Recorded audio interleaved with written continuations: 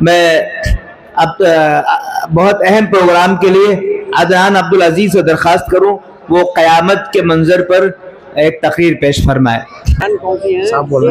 السلام علیکم ورحمۃ اللہ وبرکاتہ. میں آپ حضرات کے سامنے ایک تقریر پیش کرنا چاہتا ہوں. آپ حضرات بغور سماعت فرمائیں. الحمدللہ وحدہ والصلاة والسلام علی من لا نبی بعدہ اما بعد. گرامی قدر حاضرین، آج کی اس نشست میں آپ کے سامنے اس دن کے بارے میں لب کشائی کرنے لگا ہوں جس دن کو مختلف ناموں سے موسوم کیا گیا ہے. اس دن کو یوم معلوم بھی کہا گیا ہے اس لیے کہ اس کا آنا طے شدہ امر ہے. اس دن کو یوم العصیب بھی کہا گیا ہے اس لیے کہ یہ بڑا سخت دن ہوگا. اس دن کو یوم التغابن بھی کہا گیا ہے اس لیے کہ یہ بہت سو کے لیے افسوسناک دن ہوگا. اس دن کو یوم العازفہ بھی کہا گیا ہے اس لیے کہ بہت ہی مصیبت کا دن ہوگا. اس دن کو یوم الطلاق بھی کہا گیا ہے اس لیے کہ اگلے پچھڑوں کے ملنے کا دن ہوگا. اس دن کو یوم الفصل بھی کہا گیا ہے اس لیے کہ فیصلہ کن دن ہوگا. اس دن بہت سے لائق مسائل کا فیصلہ سنا دیا جائے گا. اس دن کو یوم الجمع بھی کہا گیا ہے اس لیے کہ تمام لوگوں کو اکٹھے کرنے کا دن ہوگا. اس دن کو یوم الحق بھی کہا گیا ہے اس لیے کہ اس دن کے ہونے میں کوئی شک و شبہ نہیں.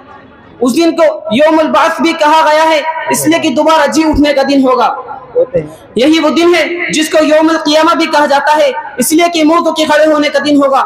یہ وہ دن ہے جس دن سور پھونکا جائے گا. یہ وہ دن ہے جس دن آفتاب دھندلا جائے گا، ستارے جھیم لے جائیں گے. یہ وہ دن ہے جس دن نگاہ کھیرا ہو جائے گی، مہتاب بے نور ہو جائے گا. یہ وہ دن ہے جس دن پہاڑ ریزہ ریزہ ہو جائیں گے، سمندر دھنکار دیے جائیں گے. یہ وہ دن ہے جس دن آسمان لپیٹ دیا جائے گا، زمین بے کیف کر دی جائے گی. یہ وہ دن ہے جس دن زمین اپنا بوجھ نکل پھینکے گی. یہ وہ دن ہے جس دن ہیبت سے زبان گھنگ ہو جائے گی. یہ وہ دن ہے جس کی حشمت و دولت بچوں کو بوڑھا کر دے گی. یہ وہ دن ہے جس دن دولت دنیا کام نہ آئے گی. یہ وہ دن ہے جس دن صرف صداقت کام دے گی. یہ وہ دن ہے جس دن آدمی اپنے بھائی، ماں، باپ، بیوی، بیٹوں اور بیٹیوں سے بھاگے گا. یہ وہ دن ہے جس دن گناہگار شخص اپنے ہاتھوں کو ندامت سب کاٹ ڈالے گا. یہ وہ دن ہے جس دن ہر قوم کے لوگ گروہ در گروہ اکٹھے کر دی جائیں گے. یہ وہ دن ہے جس دن انسان خاموش ہوگا، آوازہ بولیں گے. یہ وہ دن ہے جس دن تمام حساب بے باک کر دیا جائے گا. حاضرین اکرام، یہ وہ دن ہے کہ جس دن ارتقاء انسانی کے تمام سنگی میں تمام ہو چکے ہوں گے. جس دن انسان اپنے ارتقائی مراحل سے نکل کر ہمیشگی کے مراحل میں داخل ہوگا. نیک بخت جنت میں اور بدبخت جہنم میں ہوں گے. اس دن بہت سے سربستہ آرازوں سے پردہ خوشائی ہو جائے گی. اس دن وہ قوت جس نے ہزاروں لاکھ کو کہکشاؤں کو کام رکھا ہے، وہ قوت جس کا اقرار اس 20ویں صدی کے آخری اشرے کے کمپیوٹروں نے بھی کیا ہے، وہ قوت جسے دنیا میں محسوس تو کیا جا سکتا ہے دیکھا نہیں جا سکتا. جی ہاں، وہ قوت جو ذات باری کہلاتی ہے، اپنے پورے کروفر کے ساتھ، اپنے پورے قہر و جبروت کے ساتھ، اپنے زبردست دبدبے و وقار کے ساتھ پورے نوع انسانی اور مخلوقات عالم کے سامنے زور پذیر ہوگی. اس کے زلال کے سامنے کسی کو دم مارنے کی جرأت نہ ہوگی. نفسا نفسی کا عالم ہوگا. اس دن ازل کا اختتام اور ابد کا آغاز ہوگا. کیا منظر ہوگا! ضرورت انسانی دم توڑ چکی ہوگی، ہر سمت ہو کا عالم طاری ہوگا. عظمت کی کبریائی سامنے ہوگی. اس دن کوئی کچھ نہ چھپا سکے گا. من کے بید کھل جائیں گے. اس دن کسی کو سرخروئی نصیب ہوگی، کسی کو ندامت و پشیمانی کا بوجھ اٹھانا پڑے گا. اس دن کوئی چمکتے ہوئے سفید چہرے والا ہوگا، کوئی گرد آلودہ سیاہ چہرے والا ہوگا. حضرات گرامی، یہ وہ دن ہے کہ قرآن مجید میں بار بار اس کے تذکیر شعور انسانی کو جھنجھوڑا گیا ہے.